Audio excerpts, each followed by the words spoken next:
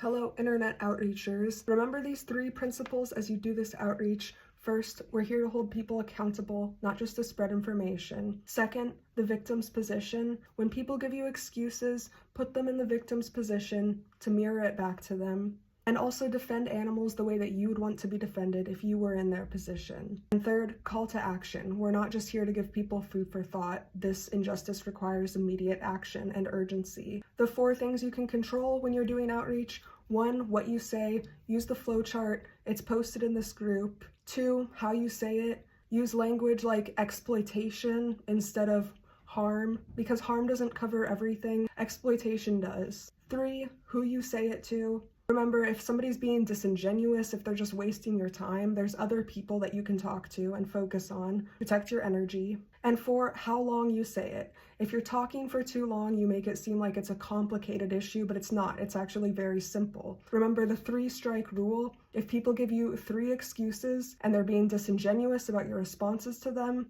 it's time to go and move on. Or just when you feel like they're not going to change and the conversation isn't going anywhere. This is the internet, so you're going to encounter a lot of trolls, a lot of people trying to waste your time, a lot of people trying to piss you off. But stay in power. You're in control of the conversation. When you let somebody else take control of the conversation, you're no longer in power. Don't engage in debates. Trust the flowchart. If you can, ensure that you have no background noise, and if you're using your camera, try to have good lighting. If a guest comes in and they have a bunch of background noise, ask them if they can move to a quieter room. Set a topic for your live, like request to join, let's chat. And if you want, feel free to use the backgrounds that I sent into the group, or create your own background. If you need help setting a background on your TikTok live, there's a video on how to do it in the Tech Help channel. Be sure you're saving the conversations that you want to post. You can reach exponentially more people this way.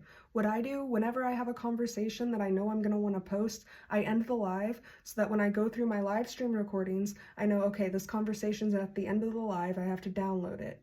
Speaking of that, it's very difficult to download TikTok live streams that are extremely long. That's another reason I like to end the live, to keep it nice and short and easy to download. And then if you want to keep having conversations, you can just restart the live and let people know, especially if there's a lot of people watching, let them know, hey, I'm going to end the live and restart it. So if you're not following, be sure to follow. If you're requesting to join the live, come back in and request to join again. And you can post it on YouTube, Instagram, TikTok, wherever, and reach so many more people. I've had so many instances where people tell me that they're going vegan just from watching or listening to the live stream and not actually having a conversation. And last, don't focus on the chat, focus on the person that you're talking to. Make sure it's a one-on-one conversation. And don't let them focus on the chat. If they start responding to the chat, ask them to please just engage in the conversation that they're having with you.